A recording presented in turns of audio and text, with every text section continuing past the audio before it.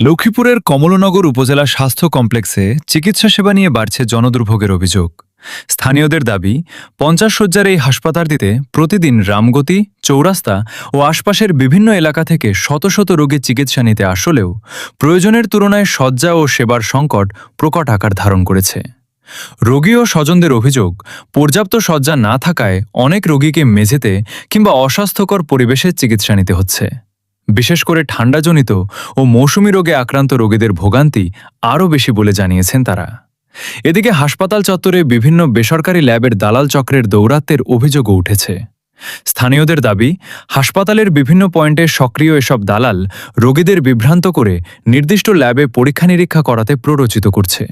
ফলে সরকারি সেবা নিতে এসে অনেক রোগীকে অতিরিক্ত অর্থব্যয় ও হয়রানির শিকার হতে হচ্ছে।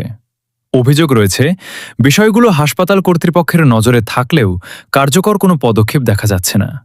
ফলে সাধারণ মানুষের মধ্যে ক্ষোভ বাড়ছে। স্থানীয় সচেতন মহল বলছে, হাসপাতাল প্রশাসন চাইলে দালাল চক্রের বিরুদ্ধে কঠোর ব্যবস্থা নিতে পারে।